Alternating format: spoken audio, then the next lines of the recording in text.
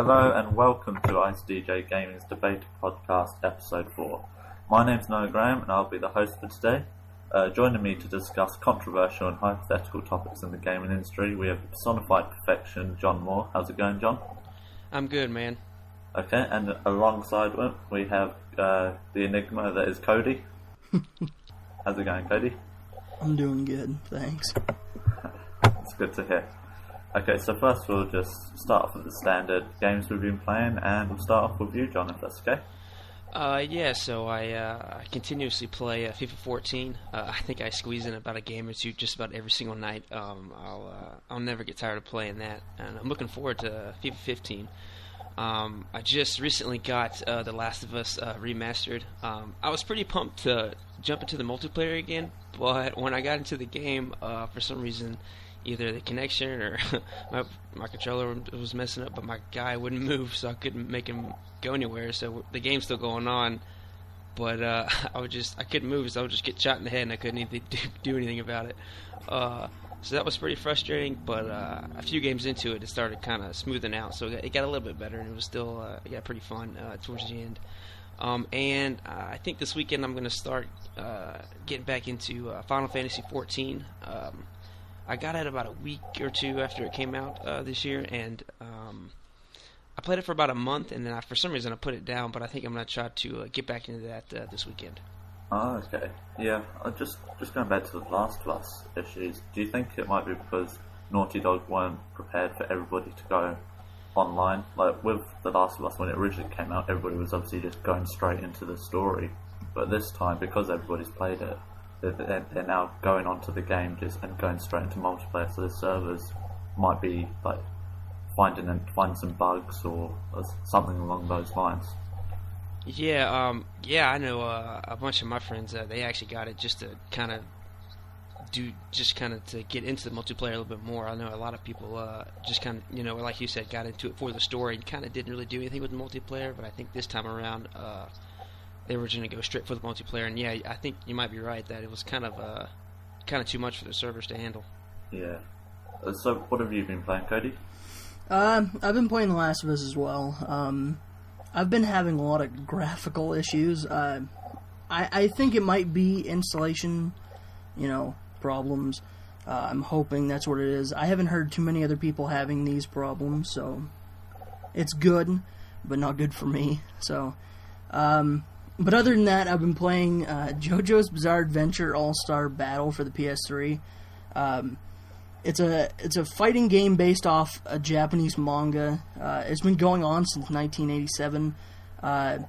Not popular here because it has a lot of band names like AC/DC and stuff like that. So they haven't allowed it to, the manga to come over to America for legal reasons. So a lot of people don't know about this game, which is no surprise. And it's a fighting game.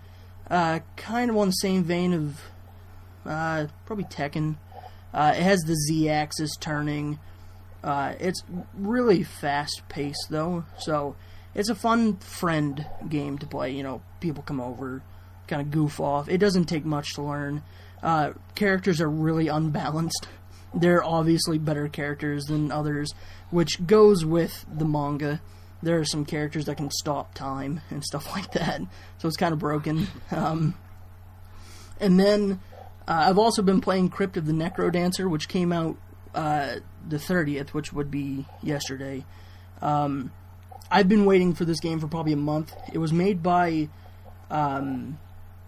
Brace Yourself Games, which, indie developer, but they had the help of, I think Clay is how you say it, the people who made Don't Starve or Mark and the Ninja. And it's a rhythm-based dungeon crawler, so you have to move with the rhythm, you have to fight with the rhythm, and, you die, everything resets, new worlds generated, stuff like that. So it's definitely fun for a long time, and it's something different, so... Yeah, I was about to say that it does sound incredibly different. I mean, yeah. a lot of games are now implementing music, and it's nice into like the actual structure of it. And it's nice to see these different types of games emerging. Because I think wasn't it Transistor that had a very musical touch to it as well. Yep. Yeah, and the JoJo's Bizarre Adventure. I've never heard of that anime, and I'm not somebody who like shuns from anime. I'm quite into quite a lot of the stuff. So when you mentioned that, I had no idea what he was talking about. So I might have to look that up and try and get hold of that. Yeah. The anime just came out. For a series that's been going on since 1987, it hasn't had an anime like adaptation until October of last year, and they're catching up to out of like I think the 7 volumes that the manga has. They're at the end of like chapter 3, so they're really pumping them out. So yeah, if you'd like to check it out, that's definitely a good place to start the anime instead of the manga. Yeah, I'll certainly do that. Well, I think it's about time that we moved on to our first topic, and topic 1 is it good to make movie adaptations of video games? So, John, what's your stance on this? I don't think it's a good idea, personally. I know, for example, I'll use this as an example. I love the Uncharted series. I think the game was awesome all around, especially the second one. The second one was fantastic. And I know they're trying to turn it into a movie, and to encapture all that, all those 3 games were into like a 2-hour movie, it would just be impossible. And I think that goes for, obviously books too, but I like Uncharted as a game. I think it would be hard to, get into it as a movie. There's so many, movies like, people going looking for treasure and stuff like that. It would be hard to kind of go from it being a game to going to watch a movie. And when I played all 3 games, I would just go to the movie to nitpick it, and I would see all the stuff that they left out. So it would be fun, I guess, to kind of see it, but then it would be like, well, they left this out and they left that out. So it would be like it wouldn't be as fun as playing a game. And of course, they would have to leave stuff out because you can't fit all that content into like a 2-hour movie. Well, that's my point. Like, games to me are the progression of books and movies together. They shouldn't be drawn back into films, because right. Games, and especially when you try and like port, or not port, but try and do a movie adaptation of a video game. The video game is unique, where everybody that plays it has a completely different experience. So for them to put that into a film, people that have got different things out of that game, and when they go into the film, it's going to be directed to the majority of the population, or majority of the people who are investing in that game, and it's not going to sit well with some of those people. So I don't really understand why they're doing it. I guess money, probably, but yeah, it's just such a weird thing to do. Go ahead, Cody. Sorry. I have the same stance. I have the same stance. I don't think there's a reason to, an entertainment reason to adapt games into video or film, or because the whole point of game is experiencing the story as you put yourself in the main character or whatever's shoes, and you get to experience it. Going into a movie, you kind of sit back and you're like the crowd watching it happen. Playing a game, you get to be there as it happens. And I've always had the mentality of getting there is half the fun. Depending on what the game is, definitely not RPGs, but say a short game of whatever was the ending was to get spoiled, I wouldn't really care, because experiencing the story up to the point of the end would be fine with me. But if I had to sit through a movie where I knew the ending, there's not much enjoyment besides the story. With a game, you have gameplay aspects, and like you said, there are different things that can happen throughout the game that make your experience different from anyone else's. Yeah, that's a good point. Although there are some films that people do just go back to because they're classics and they love them, like Star Wars and Indiana Jones and things like that. But the thing that annoys me with movie adaptations of video games is it's sort of like a trend that Naughty Dog is sort of spearheading, and that unsettles me, because Naughty Dog is such a good developer that I guess maybe they're being pressured by Sony so Sony can sort of have a bigger audience, as it were, get people going to these films and then draw them into the gaming. So it just seems a bit too corporate for my liking. There have been a lot of names thrown out lately for movies, right? Like Warcraft, Uncharted. I'm pretty sure Assassin's Creed is supposed to be getting a movie. I could have swore, I mean, I could be wrong, but I think Metal Gear Solid was supposed to, something was in the works for Metal Gear Solid. Yeah, exactly. I mean, Kojima is essentially a movie director. So, which is pretty much a movie in itself, but, you know, whatever. Yeah, so, but, yeah, that seems to be the thing nowadays, which kind of confuses me, but, you know, to each his own, I suppose. Yeah, but at the same point, this is the time where gaming is really supposed, should be separating itself from these other two mediums. Yeah. Because it's a lot better, in my opinion, than these two, the two other mediums, because you get the storytelling from books and novels, and you get that depth of the universe, but then you also get that action and that intensity that you get from a film. So I really want video games just to go in their own direction, just leave those two behind, and just show that this is the future of how we're going to digest media. So have we covered that one? I'd say we've pretty much covered that one. We're all in unison. Yeah, I would say so, yeah. As we move on to the next topic, what 3 games have we spent the most time playing? And we'll start off with you, Cody. I would have to say Halo 3 was probably the biggest. I remember when Halo 3 came out, I did not have an Xbox, which I think this is September of 2007 was when Halo 3 came out. And, you know, I needed an Xbox. So, come Christmas, you know, I got the 360, and I played that day after day after day. You know, I'd come home from school, and, I mean, that would be the first thing I'd do is I'd get on Xbox, play with friends, and we'd play right till 10 o'clock at night.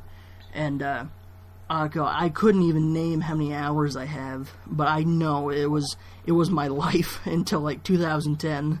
So, and then I'd have to say WoW was a big part of my life for my middle school years. I started during Burning Crusade, and I slowly lost interest in kind of MMOs in general. Around the time Kata came out, but that I sunk a lot of time into that. And then probably Dark Souls. When Dark Souls first came out, I was one of those guys that was like, this game looks way too hard, you know. I jumped on the Skyrim bandwagon, but was not impressed. I didn't like Bethesda anyway, so, you know, there was that. But I got it the year after it launched. I think it launched in probably October. And I sunk 300 plus hours. Yeah, just in alts and different builds. And then Dark Souls 2 came out, and I lost all hope. But that's another story entirely. So. Yeah, they're pretty punishing games, aren't they? I think I got about maybe 2/3 of the way through Dark Souls and just. I can't do this anymore. I played Demon Souls. I completed Demon Souls. I've completed one of the games that's good enough for me. Yeah. You played them one, you played them all. Yeah, and I'm not surprised to see a MMO up there. I know I've certainly got sort of 2 multiplayer online games, but what do you have for yours, John? Well, I love Skyrim. I actually I didn't really. I played Morrowind. My little brother's is way more into video games than me, and he introduced me to Morrowind. So I played a little bit of that, and I was like, whatever. And then Oblivion came out, and I played a little more of that. So, and then I really got into Oblivion and played it a lot. And so when I heard when Skyrim was coming out, I got really pumped. And so I went to the midnight release. I waited in line for 2 hours, and then I finally got home at midnight or 1 o'clock, and I played it till probably about 6:30 in the morning. Yeah, so that was the first 6 hours of the game, and then after that, I probably put about another 120 hours into it. And it's really funny because the story takes about 2-3 hours if you just run through it, not very long at all. But there's so much depth and content in that game that you can just do anything forever. So that's what I love about it. And I would just run around and just kill random people and do random quests, and it's awesome. I love the game. Yeah, it is just such a big universe just to invest so much time in. I'm the same with you. I was actually introduced onto Oblivion. Absolutely loved that. So when Skyrim came around, I couldn't wait. Like the build up, I think, was about a year, and that first trailer just got me really pumped. Like the music, I can still hear in my head. I'm not going to sing it because I can't sing, but just that music just really got you fired up for it, and it's an excellent game. What else were your other ones? Well, wait, let me just throw this out here. That Skyrim jab was not meant to be. I didn't know you were going to say Skyrim, so let me just say that was not a jab at you. So. The other game I played a lot of was NHL 11. And actually, that was the first hockey game that I've ever really played, besides like Blades of Steel on Super Nintendo, or the NES. But I never played. I only really played Madden games. It was like only a sports game I really played for like the longest time. And then I kind of dropped out of them. I didn't really play any sports games. And then my friend introduced me to NHL 11. I was like, okay, I'll give it a try. I never really got into hockey, but I'll try it. And dude, it was fantastic. I love hitting people in that game. It was the hitting. It was like the best part, because like you can just hold down the right stick and you're not charged up, but you're ready to hit at any second. So when you touch someone, they just like fly into the board. It was awesome. And you can do like the online team versus team or whatever. So me and my older brother, we made a team. We played about 350 games online. So it's about 150 hours right there just for that. And there's also like the ultimate teams and just like exhibition games. So I love that game. I put a ton of time into that. And then my last one that I put a lot of time in was Black Ops 2. I hopped on to the Call of Duty train really late.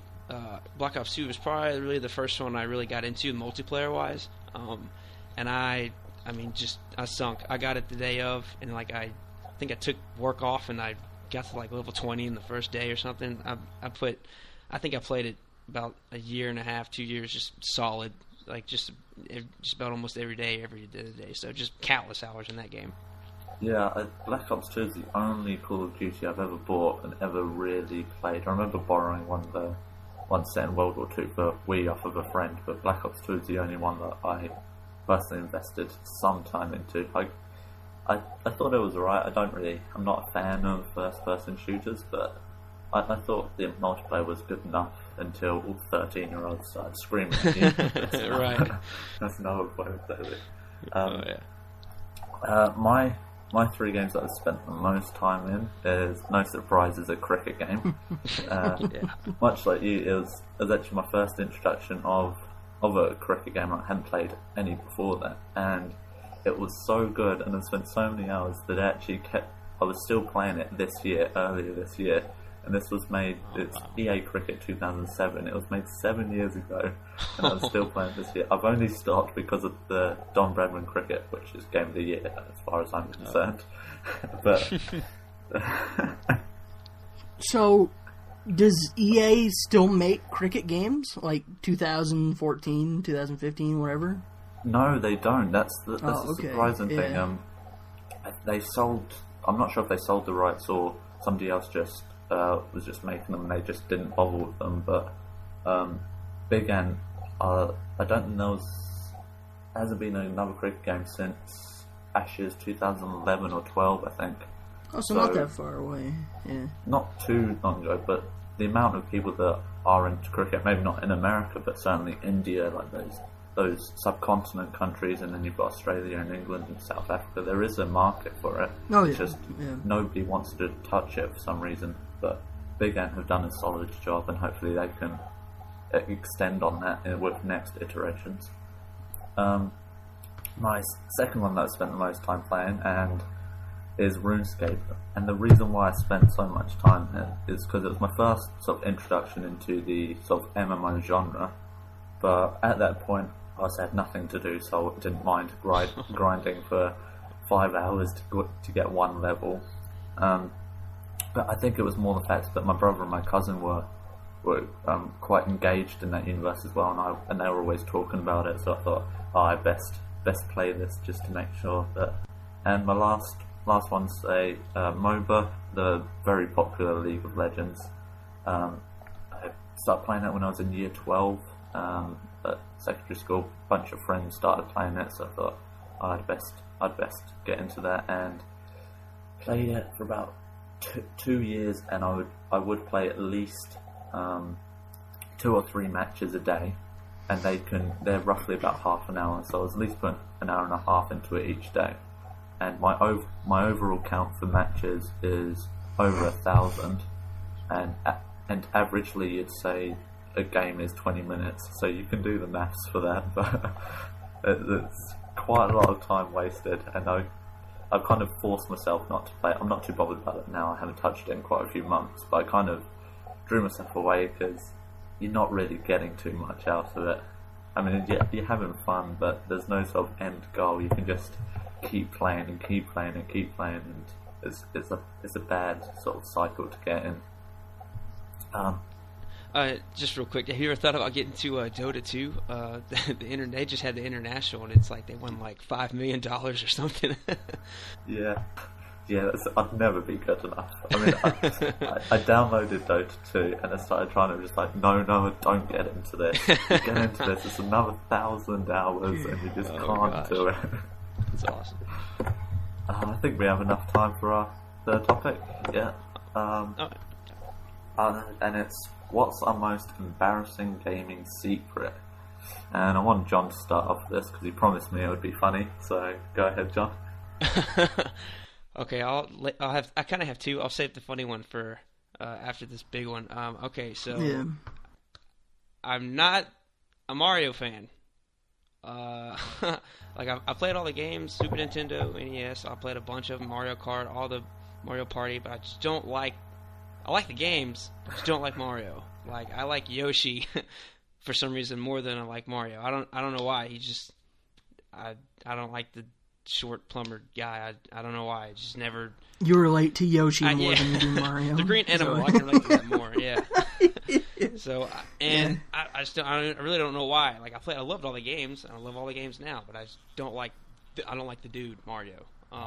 So that would be.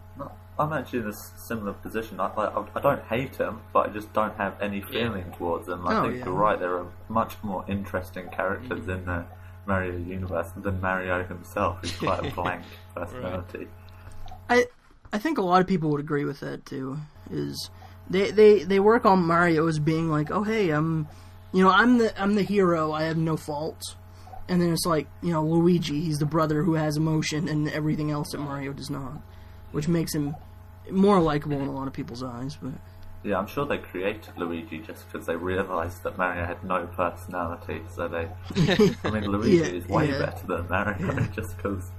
I mean, have you seen his death stares in Mario Kart 8? Yeah. What was your second one, John? Okay, so it's more of like an embarrassing moment kind of thing. So we had a day off of school or something, and I was playing Madden 07, and I don't know if you guys have gotten to a game so much that you hurt yourselves, but it was like the fourth quarter. Like I had to throw the touchdown to win, right? And I'm on like the 30-yard line, so it had to be a pretty sizable pass to get in the end zone. So, like, I do the play, I throw the ball, and like right before it, like to get into the end zone to see like if I catch it or not, I got a cramp in my leg, a huge cramp in my leg. So I'm like stiffening up, and I'm like freaking out, and I don't know what happened in the game. I missed it, but I couldn't really see because I was freaking out, and my leg cramped up. I'm like yelling in pain, and my mom's like, "What's wrong with you?" And I was like, playing a video game, I guess. She's like, what? It's like, yeah, it was intense, and I felt like a retard. Oh, it was terrible. Well, it was funny. Was this like online? Was this with friends or? Oh, just playing like the career mode or whatever. Oh, okay. Yeah, like dynasty mode. Yeah, it was. All right. That's pretty amazing. Yeah, it was. I felt really dumb after that. Oh my god. What's your one, Cody? Mine would have to be, let me just preface this with, I am a massive, like, my favorite game on the N64 was Banjo-Kazooie 1 and 2, and, you probably couldn't find a more diehard fan to Banjo-Kazooie than me, And I love the hell out of Nuts and Bolts, and I know that's like, you don't say that to someone who likes Banjo-Kazooie. And it was fun, and I had to have sunk. I played the story, beat it, deleted my save, and played it again, just because. And the thing is, it was like Rare could have slapped on any other thing, and I wouldn't have played it. Like Viva Pinata, Nuts and Bolts, and I wouldn't even get a second glance, and it was just the fact that it was Banjo-Kazooie, and I'm like, okay, I'll try this. The story sucked, but the gameplay was so fun, where you could build your own carts, and it had nothing to do with Banjo-Kazooie whatsoever, but besides the fact that there were characters in it. But just the gameplay in itself was amazing. And like I said, if anyone who loved Banjo-Kazooie heard me say this, they'd shoot me. But I love that series, and Nuts and Bolts I thought was a pretty decent game. It didn't really. It didn't need the Banjo-Kazooie skin. It could have been anybody. Yeah. I just think that was more of a sort of a money sort of thing. But it was the first game I got with my Xbox, and I played that for a good 20 to 30 hours, and I'd occasionally come back, and I thought you're right, the customization was quite good and quite in depth, and it was simple. It wasn't too technical, which...